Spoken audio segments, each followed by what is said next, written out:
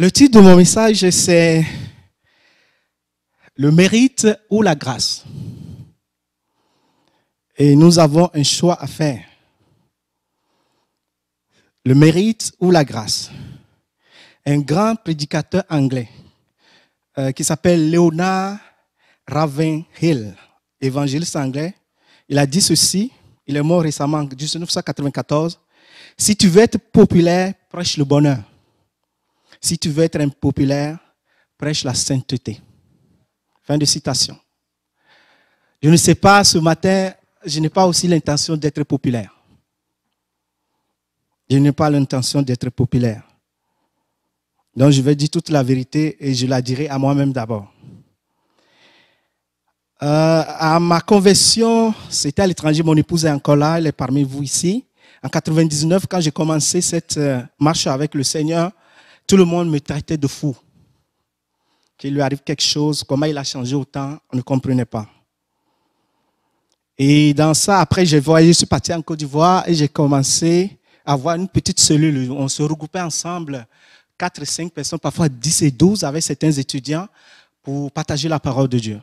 Et j'ai senti le besoin de connaître mieux la parole parce que j'ai déjà lu la Bible au moins déjà 2 fois au complet, que ce soit l'Ancien et le Nouveau Testament. Et j'avais commandé un livre qu'on appelle La Houlette du berger.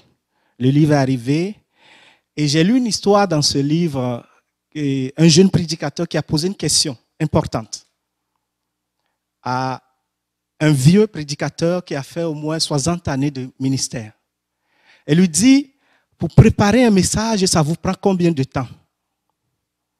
Le vieux prédicateur a répondu, ça me prend 20 ans pour préparer un message. Le jeune était surpris, dit, ça vous prend 20 ans? Vous avez 60 ans de ministère, donc depuis votre début de ministère jusqu'aujourd'hui, vous avez prêché que 3 paroles, vous avez donné que 3 prédications. Il dit oui. Que chaque fois quand je prêche, j'assure, avant de prêcher, que la parole que je prêche a eu des effets et des impacts dans ma propre vie. Et ensuite, je viens le partager avec les autres. Et depuis lors, j'ai gardé dans ma tête en 2000, 2001, que je vais attendre. Il y a des sujets auxquels je ne vais pas toucher. Et cette année, en 2019, ça fait 20 ans que j'ai commencé la marche avec le Seigneur. Et je pense que je suis prêt à prêcher sur la grâce. Je suis prêt à prêcher sur la grâce. J'ai remarqué dans la parole de Dieu ce que moi j'appelle les 3 piliers de l'Église. C'est l'espérance, la foi et l'amour, imprégnés de grâce. Il n'y a que ces 3 sujets qui sont importants. C'est ce que le vieux voulait dire aux jeunes prédicateurs. Qu'avant de prêcher la parole, sois sûr que la parole a eu effet dans ta propre vie avant de la partager aux autres. Et ce matin, ce sera une expérience. Et je n'ai pas besoin des bouts de papier entre vous autres et nous, entre ceux qui nous coûtent de près et de loin, que ce soit sur les médias sociaux, qui comprennent que la grâce de Dieu existe. Mon objectif ce matin, c'est de montrer qu'au fond, tout est grâce. Il n'y a pas de mérite. Tout est grâce. Est-ce que je peux vous inviter, nous allons prier tous ensemble, s'il vous plaît, avant de commencer. Seigneur Père éternel des armées, merci.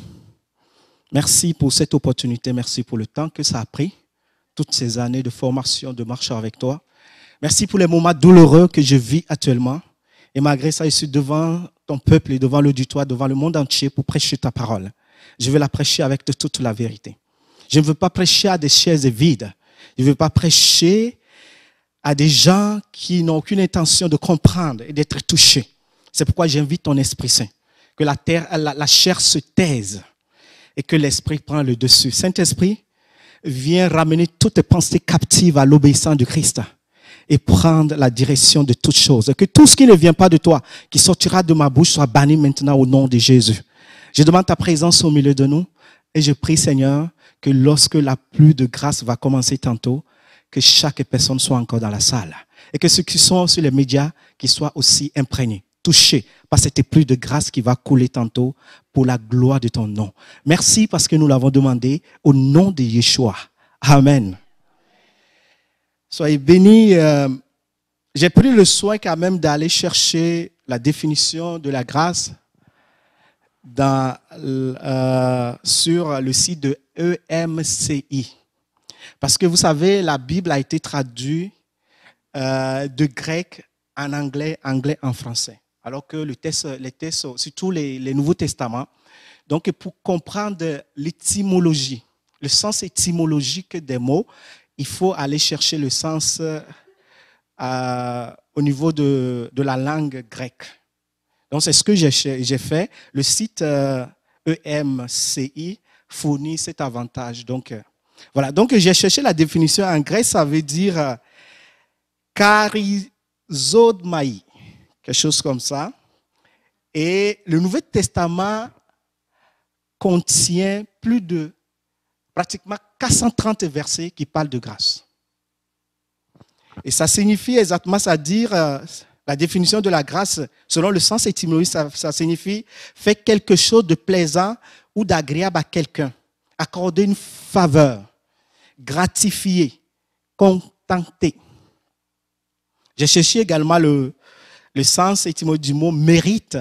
Je l'ai trouvé dans 40 versets dans tout le Nouveau Testament. Qui signifie les honneurs qui appartiennent et qui sont manifestés à quelqu'un. C'est aussi honneur rendu à quelqu'un en raison de son rang ou de sa fonction. Ensuite, j'ai dit, pour partager cette parole-ci, je n'ai pas besoin de tant de mots. Souvent, nous le disons qu'une image vaut mieux que 1000 mots. Donc, j'ai pris des images dans la parole de Dieu. Ce qui fait que nous allons tourner notre Bible dans Luc chapitre 12, versets 16 à 21.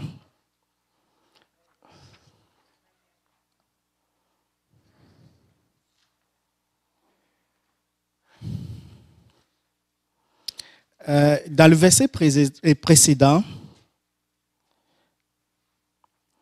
ça nous dit, pour répondre à une question posée par un de ses disciples, Jésus raconte cette parabole. À partir du verset 16, ça dit, et il leur dit cette parabole.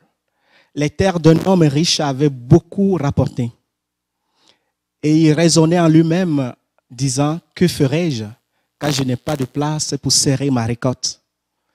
Voici, dit-il, ce que je ferai.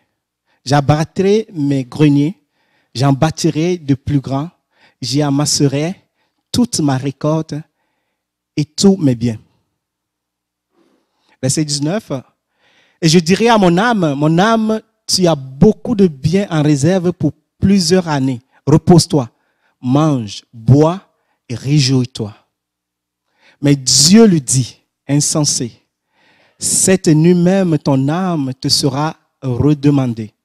Et ce que tu as préparé, pour qui cela sera-t-il? Il en est ainsi de celui qui amasse des trésors pour lui-même et qui n'est pas riche pour Dieu. Voilà cette histoire magnifique et je pense que vous l'avez déjà lue. Vous connaissez bien cette histoire. Et dans cette parabole, rien ne nous dit, ne nous garantit que cet homme a acquis, a obtenu sa richesse dans la malhonnêteté. Rien ne nous le dit. Et je suppose que cet homme a gagné son argent à la sueur de son front, en travaillant fort, comme nous le faisons à Québec. C'est un homme qui se bat, qui travaille jour et nuit pour pouvoir arriver à ce résultat. Avoir un grand grenier. Mais je rappelle ce que la Bible dit, c'est le sage qui l'a dit, Salomon, l'un des plus grands sages de la parole de Dieu de toutes les époques. Jusqu'à aujourd'hui encore, il n'y a pas quelqu'un qui l'a égalé. Dans Ecclésiaste chapitre 9, verset 11, il dit ceci, la Bible dit, le pain n'est pas pour les sages, ni pour les intellectuels. Tout dépend des temps et des circonstances. Le pain n'est pas pour les sages. La richesse, ce n'est pas pour les plus intelligents. Mais tout dépend des temps et des circonstances. Mais la Bible dit que les Romains, le Seigneur est le maître des temps et des circonstances. Et tout dépend de Dieu. Notre sœur Carmen nous a parlé de l'argent. L'argent est neutre dans la vie, nous le savons, et que tout dépend de ce que nous en faisons. Ce que nous faisons avec. L'argent joue un rôle neutre. Tout dépend de notre cœur avec. Et Dieu est un Dieu de bénissance. Il nous a promis même la richesse et l'abondance. Mais la dernière partie du verset, je l'ai mis en grâce, a dit, il en est ainsi pour celui qui amasse des trésors pour lui-même et qui n'est pas riche pour Dieu. Cet homme est tellement riche et en même temps pauvre. Il est tellement pauvre que tout ce qu'il a, c'est des trésors matériels. Il n'a rien d'autre que ça. Il est tellement pauvre que tout ce qui a de la valeur pour lui, c'est de l'or et l'argent. Et il ne fait aucun cas pour Dieu. Et j'ai compris comment est-ce que Jésus a osé comparer une âme au monde entier. Que certes, il a un homme de gagner le monde s'il perd son âme. L'âme est tellement précieuse pour Dieu qu'aucune somme d'argent, aucun trésor au monde, que ce soit l'or et le diamant, n'est équivalent à une âme pour Dieu. Ce ne sont que des matériels. J'aimerais poser quelques questions, mais je répondrai en même temps. Avez-vous entendu dire la plus sûre des valeurs, c'est l'individualisme. La plus sûre des valeurs, c'est l'individualisme. L'homme meurt pour l'argent, l'oiseau pour la nourriture.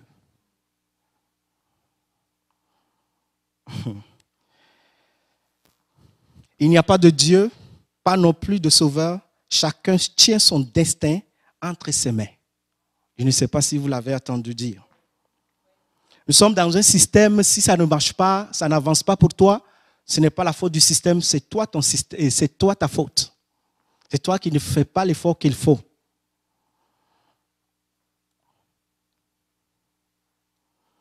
Et tout cela reflète la réalité. L'argent, c'est le pouvoir. Ça facilite la vie d'en avoir. L'argent permet de vivre dignement. C'est vrai ou c'est faux? Je pense que c'est vrai, quelque part. Voici donc, c'est les raisons pour lesquelles cet homme dans le récit a travaillé aussi dur pour gagner plus d'argent possible. Il n'a pas tort. Mais le résultat, c'est qu'il a oublié le maître de la vie. Nous l'oublions souvent. La vie que nous avons est temporaire et Dieu nous l'a prêtée. Et quand le jour vient, ou le jour est arrivé, souvent il ne nous avertit pas. Il vient, il reprend sa chose. Il n'avertit personne. S'il avertissait les gens, la nuit du 2 et 3 février 2019, ma mère serait informée. Elle s'est lavée, s'est réveillée d'abord à 1h du matin. Elle s'est trompée d'heure. Et mon petit frère a dit, mais il n'est pas encore l'heure, va dormir maman. Elle est partie dormir. Elle s'est réveillée encore à 4h du matin pour se laver. Chez nous, elle est catholique, elle va à la messe à 5h30. Déjà à 4h, elle s'est lavée, elle est partie à 5h00. À 5h20, elle a été frappée par une auto en plein milieu de la route. J'étais choqué. À ce moment, il était 0h ici. Nous avons organisé un jeûne et de prière. J'étais encore dans le divan quand mon petit frère m'a appelé. Je me suis réveillé à ce moment pour prier parce que nous avons organisé un jeûne et prière. Le Créateur est venu chercher sa vie. Et je l'ai dit, ce jour, j'ai reçu une révélation concernant la volonté de Dieu. Tôt ou tard, si on le veut ou pas, c'est Dieu qui gagnera toujours. Le Créateur aura toujours le dessus. Il a toujours le dernier mot. Et ma mère est partie ainsi. Et depuis ce jour, je n'ai plus attendu savoir.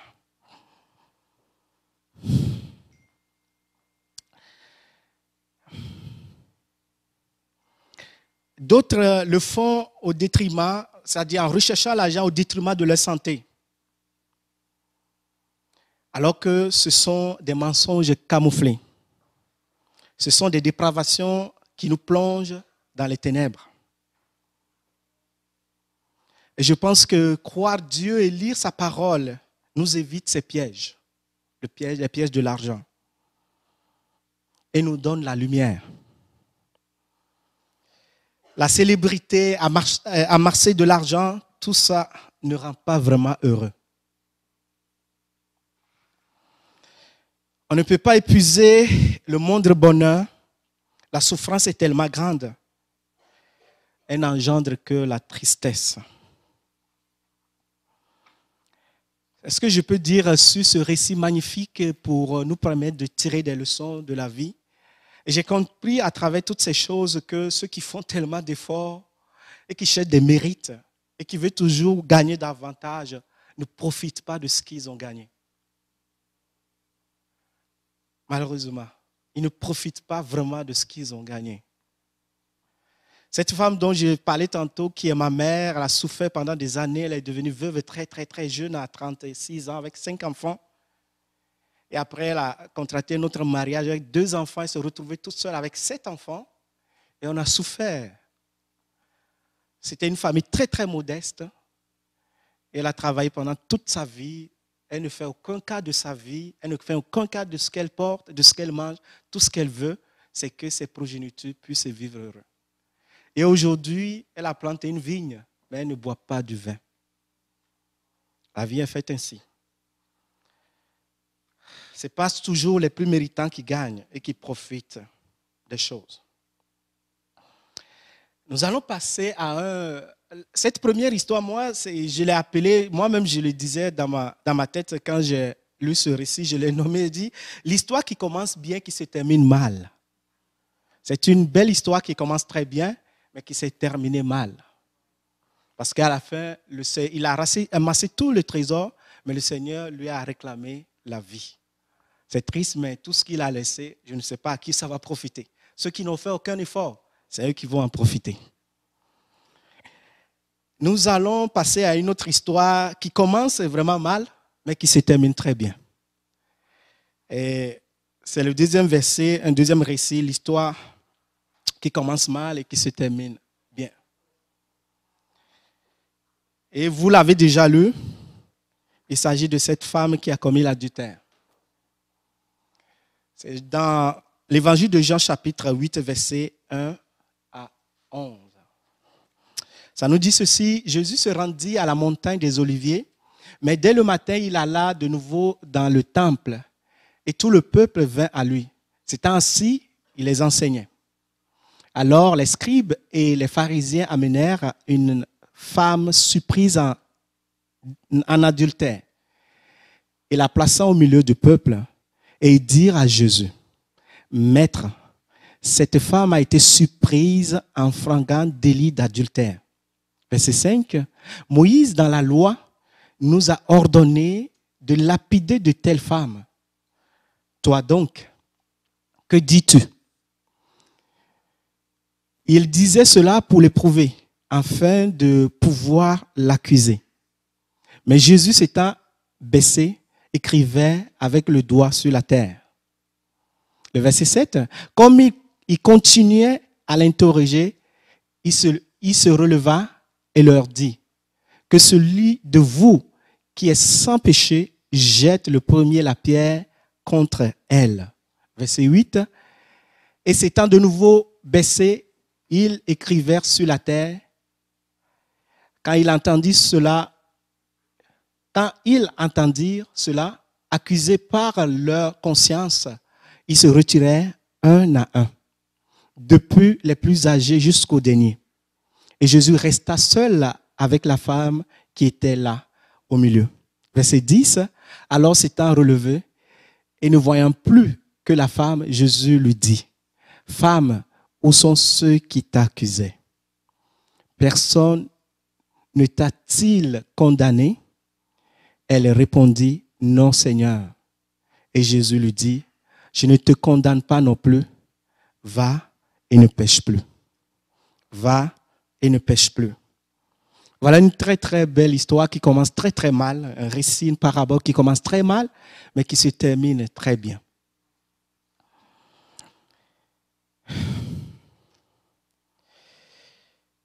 Dans ce récit, j'ai relevé le nombre de fois que le Christ a intervenu. Il a intervenu 3 fois. Et j'ai constaté que quand ils sont venus éprouver Jésus, lui tendre le piège. Il n'est pas tombé parce que les hommes, nous les hommes n'avons pas aussi une grande capacité à tenir en face du Créateur en réalité.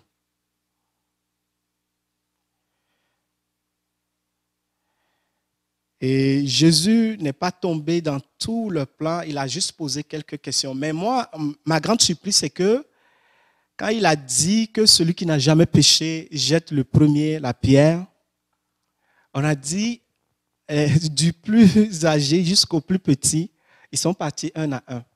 Mais ma question, je me demande, mais les enfants, qu'est-ce qu'ils se reprochent quand ils sont aussi partis?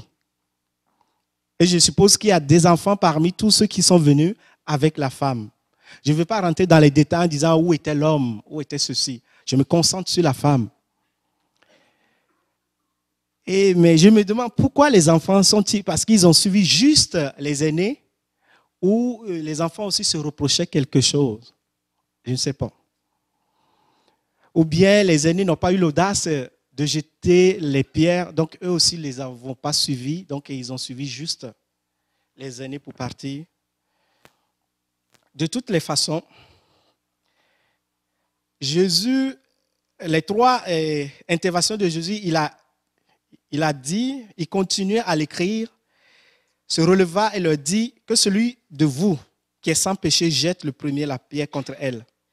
Sa deuxième intervention, il disait, alors s'étant relevé et ne voyant plus que la femme, Jésus lui dit, femme, où sont ceux qui t'accusaient? Personne ne t'a-t-il condamné? Elle a répondu non. Et Jésus lui dit, mais la dernière intervention de Jésus, c'est de lui donner à cette femme une recommandation. Il dit, je ne te condamne pas non plus. Va et ne pêche plus. Va et change de vie. Va et change d'attitude. Va et change de comportement.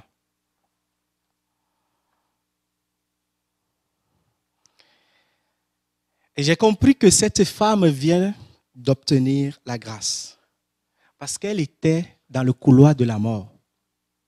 Et je suis sûr, je ne suis pas à la place de cette femme, mais si ça m'arrivait moi, ce n'est pas une histoire à oublier aussi facilement.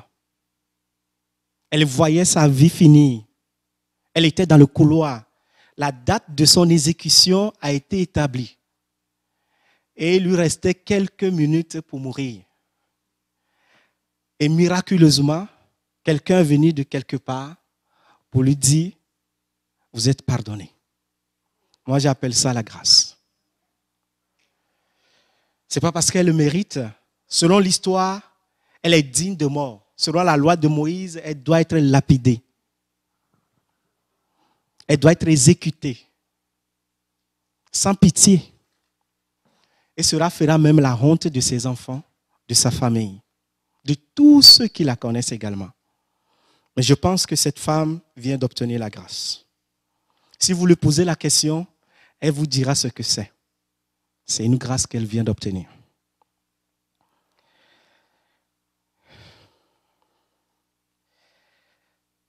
Ce matin, je ne sais pas quelle est ma situation. Peut-être que je connais ma situation pour vous. Je ne sais pas dans quelle situation vous vivez. Je peux vous dire avec certitude, Dieu tend encore sa main.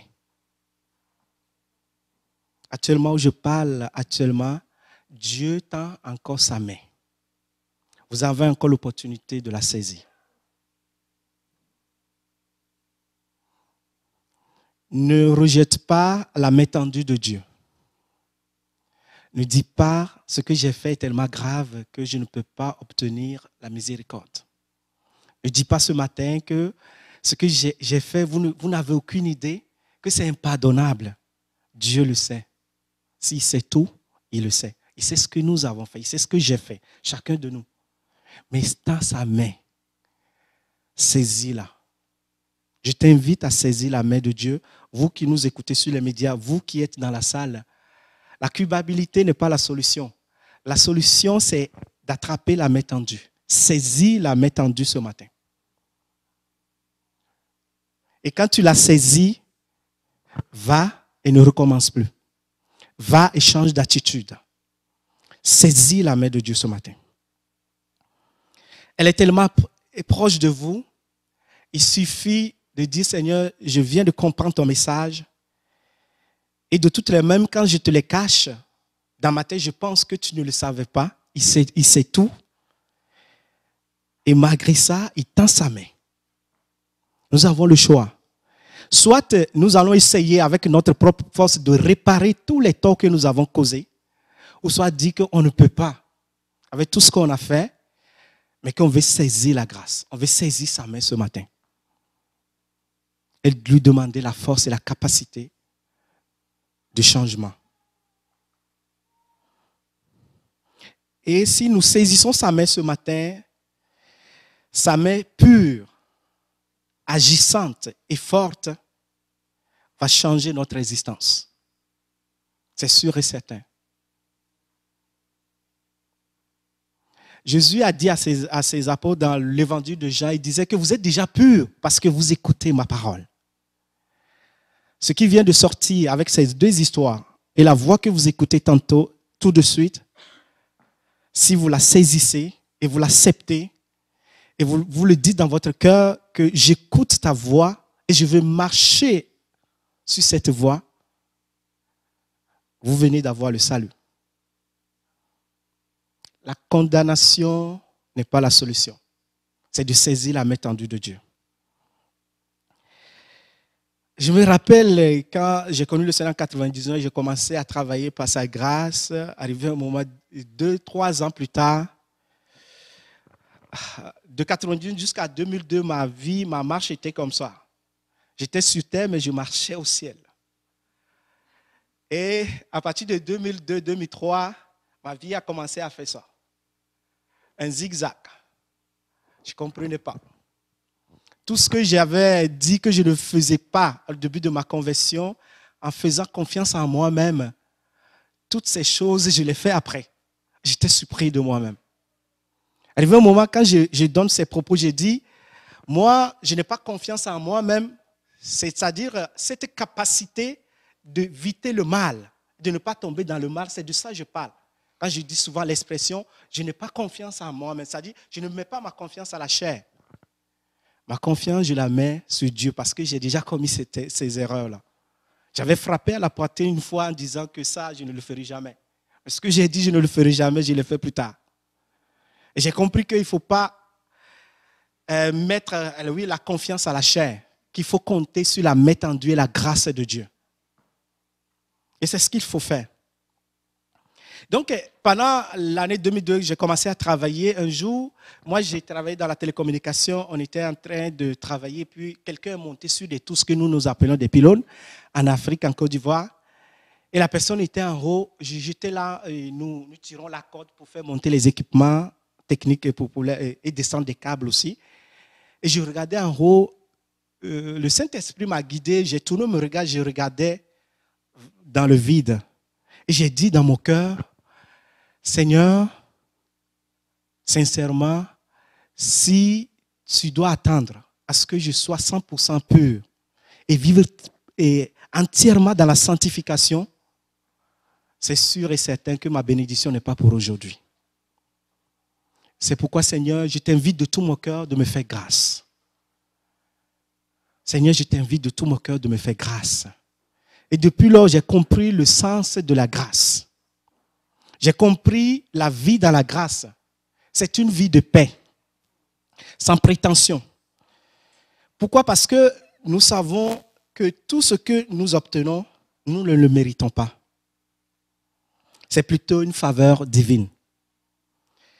Et si nous savons que tout ce que nous obtenons, nous ne le méritons pas, que c'est une faveur divine, dans cette optique, nous avons la facilité de le redonner. Nous avons la facilité de redonner ce que nous avons obtenu dans la faveur ou de le répandre comme le grain de pollen autour de nous. Parce que nous l'avons obtenu gratuitement. Que ce soit l'or et l'argent, la plus belle femme du monde, les enfants que nous avons, l'emploi et tout, si nous comprenons que nous l'avons obtenu par la grâce, nous n'aurons pas la difficulté à le redonner. Et c'est ça la vie de grâce. C'est un mode de vie. C'est un choix. Et comprendre en réalité, nous ne méritons rien et que tout nous vient de Dieu. Même ce que nous lui donnons. Et je le dis souvent, avant même de parler de mon auto, de ma maison, de ceci et cela, ce qui est plus important dans tout ça, c'est la vie que j'ai. Parce que si vous n'avez pas de vie, votre auto, votre maison sert à quoi? Et c'est pourquoi Salomon a dit qu'un chien vivant vaut mieux qu'un lion mort. C'est faux? Un chien vivant vaut mieux qu'un lion mort. La vie d'abord. La santé, la grâce. Et c'est pourquoi Jésus ne s'est pas trompé quand il dit de chercher premièrement le royaume des cieux et sa justice, et ensuite tout vous sera donné dessus. Nous, on inverse la tendance. Seigneur, je veux tout avoir, après je t'adore. Et quand on commence à tout avoir, on a 2 autos, 2 maisons, on a tendance à oublier Dieu. Et ça ne marche pas. Ça ne peut pas marcher parce que l'ordre normal du Très-Haut, c'est de l'aimer, de le chercher de tout notre cœur et premièrement, et ensuite les conséquences, c'est d'avoir tout de plus. Une meilleure santé. Parce que nous allons bénéficier de la grâce, vivre une vie de grâce, sans faire autant d'efforts, sans se donner des stress, la dépression. Et puis, à tout moment, on est dans la peur. Est-ce que je ne vais pas perdre mon emploi? Si je perds mon emploi, comment est-ce que je paye ma maison? Comment est-ce que je paye l'hypothèque? Comment est-ce que je paye ceci? Et en faisant ça, nous dégradons notre santé. Ce n'est pas une manière de chercher premièrement le royaume des cieux. C'est l'ordre inverse, ça. Nous cherchons à voir toutes les choses de ce monde et après nous allons adorer Dieu. Dieu, toi, tu attends d'abord quand je te dirai tout, après toi, tu viendras au second plan. Non, ça ne marche pas. Et il a établi des principes, ça ne change pas. Les lois changent, mais les principes divins ne changeront jamais. Ça ne changera pas. La récolte et la semence et la récolte, c'est des principes, ça ne changera pas. Les saisons changent, c'est des principes. Le soleil ne va pas se lever un jour, je ne sais pas, il se lève à l'est et se couche à l'ouest, ça ne va pas changer d'ordre parce que c'est comme ça, c'est des principes établis par le Créateur. Si nous les changeons, nous allons subir les conséquences, nous allons souffrir. Le mieux pour nous, c'est de converger vers la voie du Tout-Puissant, du Créateur, et là, nous allons vivre heureux et mieux. C'est la meilleure option. Moi, avec ma perspective de la vie, on n'a pas besoin d'aller aussi loin, d'aller chercher un homme puissamment ou un bishop pour quelqu'un. Il suffit d'observer la nature. Observe la nature. Nous allons bientôt tomber en printemps, on était en hiver. Tout le monde était chez lui, les gens vont commencer à sortir, on a changé même d'habit. Les choses changent. Les fleurs, tous ces arbres, moi je les ai vus, il n'y a même pas une seule fleur, une seule feuille dessus. Ça a commencé à reprendre de vie. C'est le changement. Et Dieu est dynamique. Les principes ne vont jamais changer. À ce jour-ci, à l'année prochaine, les mêmes choses vont se reproduire. Écoutons la nature. Regardons vers le Très-Dieu, le Très-Haut. Les principes ne changent pas. Profitons de la vie de grâce. Ne vous privez pas.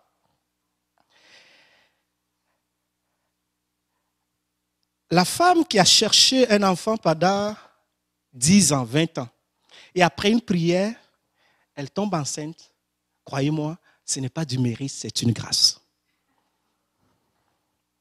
Quand un jeune orphelin, né en Afrique dans une famille très modeste, et qu'au début de la vie, rien ne présageait un avenir glorieux.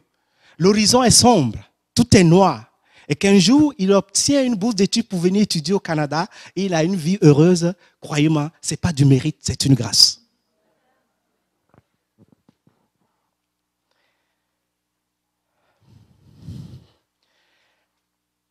Mes frères, la grâce, c'est quand vous êtes condamné à mort par des hommes, par des médecins ou à cause d'une maladie incurable et que le Très-Haut décide autrement de vous donner une seconde vie. C'est une grâce, ce n'est pas du mérite.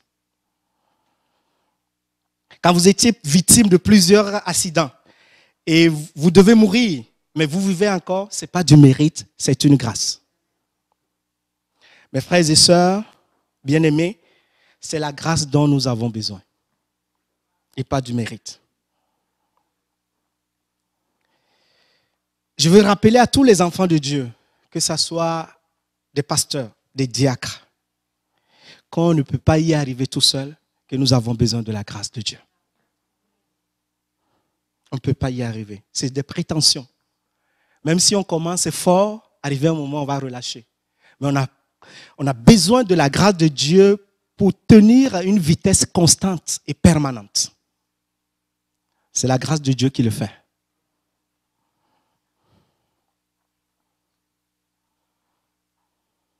Donc, je vous invite à ne pas vous priver de la vie de grâce. Reconnaissez-la, vivez-la tous les jours, profitez-en. C'est plus bénéfique que tous les efforts que nous faisons. Comptez sur la grâce de Dieu. Tous les jours, Seigneur, je compte sur ta grâce. Quand j'ai trouvé le verset, 430 versets dans le Nouveau Testament qui parlent de grâce, il y a un verset pour chaque jour au moins de grâce. Donc chaque jour est une journée de grâce. Chaque jour est une opportunité. Profitez-en. Ne vous privez pas. Consommez sans modération la grâce. Oui, consommez sans modération la grâce. Mais je tiens à préciser ce que la grâce n'est pas. Je tiens à préciser, j'insiste encore sur le mot, ce que la grâce n'est pas. La grâce n'est pas tout est permis. La grâce n'est pas tout est permis. C'est plutôt un acte, une attitude de reconnaissance permanente à l'endroit de quelqu'un qui m'a accordé une faveur. Ce n'est pas tout est permis. Une reconnaissance permanente à l'endroit de quelqu'un qui m'a accordé une faveur. La grâce divine ne m'autorise pas à faire n'importe quoi. Sinon, c'est une manière de fouler aux pieds le sacrifice de Christ sur la croix. Profiter de la grâce sans modération et ne pas faire ce que la grâce n'est pas. Bien-aimés, je vais conclure mes propos. Avant de conclure, j'invite notre sœur bien-aimée, Cassandre, pour nous donner un chant que j'aime beaucoup. Et ce verset, je tiens que vous le retenez. Hébreux chapitre 12, verset 15. Retenez ça. Lisez-la constamment. Et gardez cela dans votre cœur parce qu'elle apporte la vie, cette parole. Hébreux chapitre 12, verset 15, qui dit ceci. Veillez. Et moi j'ai mis entre parenthèses, restez vigilants à ce que nul ne se prive de la grâce de Dieu. À ce qu'aucune racine d'amertume poussant des rejetons ne produise du trouble et que plusieurs n'en soient infectés. Veillez, restez vigilants à ce que nul ne se prive de la grâce de Dieu. Ne vous privez pas de la grâce de Dieu. Comptez sur la grâce de Dieu. Ne recherchez pas de mérite. Que ce soit dans nos vies de tous les jours, que ce soit à l'église et tout ce que nous faisons, comptons sur la grâce de Dieu. Parce que la vie qui nous a été prêtée, c'est une vie de grâce. Nous ne la méritons pas. Et ceux qui font trop d'efforts ne gagnent pas grandes choses. Voilà un peu la fin de mon message. Mais je vous inviterai, s'il vous plaît, d'avancer. Vous allez prier pour moi, prier que Dieu me donne plus de grâce et de force et à continuer à faire sa volonté. Et ensuite, je vais prier pour vous une seule fois, mais en même temps pour tout le monde, s'il vous plaît. Vous pouvez avancer et je vais écouter le chant de notre sœur, le chant que j'aime beaucoup qui dit « Prends tout, Seigneur ». Ouais. Remercie le Seigneur.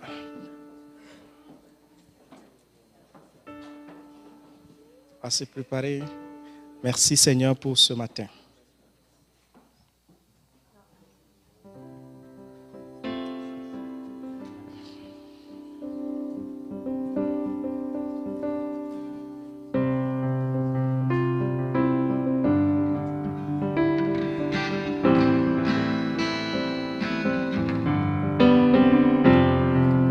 Entre tes mains, j'abandonne tout ce que j'appelle les miens.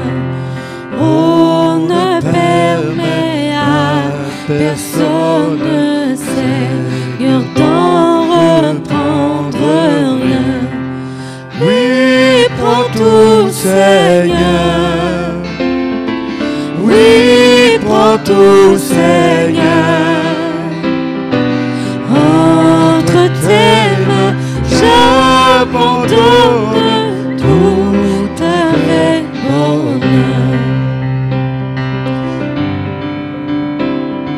Je n'ai pas peur de te suivre sur le chemin de la croix. C'est pour toi que je veux vivre, je connais, j'aime ta voix. Oui, prends tout, Seigneur. Oui, prends tout, Seigneur. Sans rien garder, je te livre tout avec bonheur.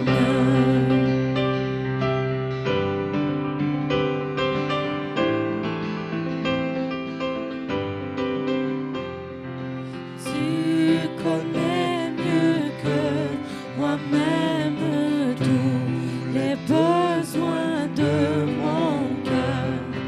Et pour mon bonheur suprême, tu peux me rendre vainqueur. Oui, prends tout, Seigneur. Oui, prends tout, Seigneur. Je ne vis plus pour moi-même, mais pour mon sauveur.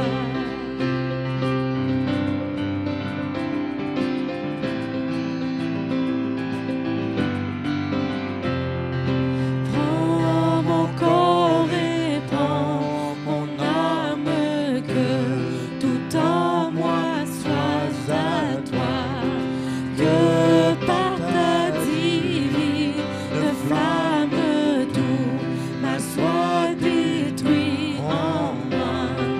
Oui, prends tout, Seigneur. Oui, prends tout, Seigneur. Prends mon corps et prends mon âme, règne sur mon cœur. Oui, prends tout, Seigneur. Oui, prends tout, Seigneur. Prends mon corps et prends mon âme, règne sur mon cœur.